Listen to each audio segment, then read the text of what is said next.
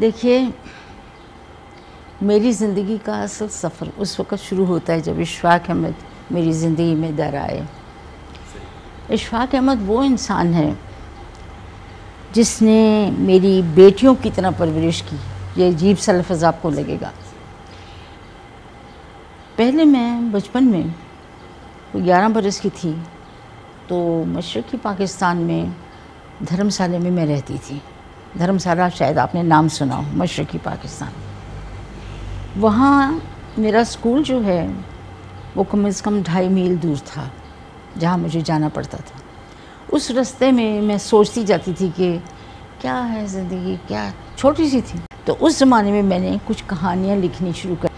ان میں سے میری سب سے پہلی کہانی فاطمہ تھی، جس کو صبح کے ستارے کے نام سے ٹیلی ویژن پہ فلمایا بھی گیا۔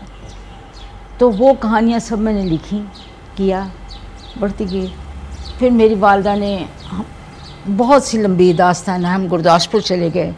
وہاں میری والدہ نے کوشش کی کہ وہ چونکہ 27 برس کی عمر میں بیوہ ہو گئی تھیں اور میں نے اپنے والد کو 3.5 سال کی تھی، اس کے بعد نہیں دیکھا، تو ان کو زندگی میں بہت زیادہ، جسے کہتے ہیں نا، دھکے کھانے پڑے۔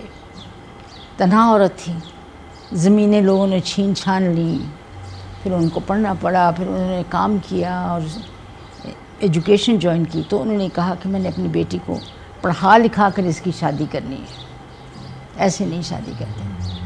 تو پھر انہوں نے مجھے آہستہ آہستہ پڑھانا شروع کیا۔ میں نے 10ویں کی، جیسے میں نے آپ سے کہا کہ ایسے بیٹے آہستہ آہستہ آہستہ آہستہ جب میں نے بی اے کر لیا تو میں گھر بیٹھی ہوئی تھی۔ پھر میں نہیں کہیں جاتی تھی، کہیں کیا کرنا تھا جا کے۔ پردے کا تب بڑا کڑا رواج تھا پردے کے بغیر۔ تو وہاں پر ہماری ایک ملنے والی خاتون تھیں، وہ ایم اے اردو کر رہی تھی۔ وہ ایک دن ملنے آئی اماں سے، وہ اماں کے نیچے کام کرتی تھی۔ کہتی میں وہاں پر موجود ہوں، میں اس کی ماں جیسی ہوں، میں اس کے کان کھینچ دوں گی اگر اس نے کسی سے بات کی تو، آپ اسے پڑھنے دیں آگے، اسے ایم اے اردو میں جوائن کرا دیں۔ جس روز سب سے پہلے میں پہلا دن گورنمنٹ کالج میں پڑھنے گئی تو میں نے دیکھا ایک بڑا خوبصورت سا لڑکا کھڑکی پہ کچھ لکھ کے دے رہا تھا، اپنے قوائف لکھ کے دے رہا تھا ایم اے اردو میں داخلے کے لیے۔ تو وہ جب لکھ رہا تھا تو میں نے بڑے چمبے سے اس کی طرف دیکھا، اور انہوں نے بڑے چمبے سے، یعنی اشفاق صاحب نے مجھے بڑے حیرت سے دیکھا۔ میں وہاں کھڑی ہو گئی چپ چاپ۔ تو میں داخلے کے لیے جانے لگی تو انہوں نے کہا آپ داخلہ لینے آئی ہیں؟ میں نے کہا جی۔ تو کہتے پھر آئیے میرے ساتھ آئیے۔ میں ان کے ساتھ نہیں گئی، مارے ڈر کے۔ وہ پھر آپا جی مجھے لے کے ساتھ گئیں اور میں داخلے کے کمرے میں گئی، وہاں اشفاق صاحب پہلے سے موجود تھے۔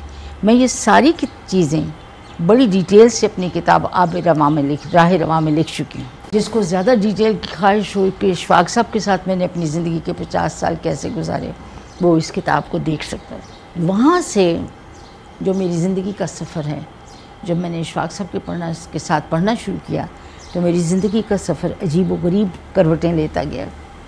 وہ پٹھان لوگ تھے، ہم یاد ہے کہ آپ کو شاید میرے نام سے ہی پتہ لگے کہ چٹھا تھا میرا نام۔ میں چٹھا ذات سے، یعنی یہ کھیتی باڑی کرنے والے لوگ تھے۔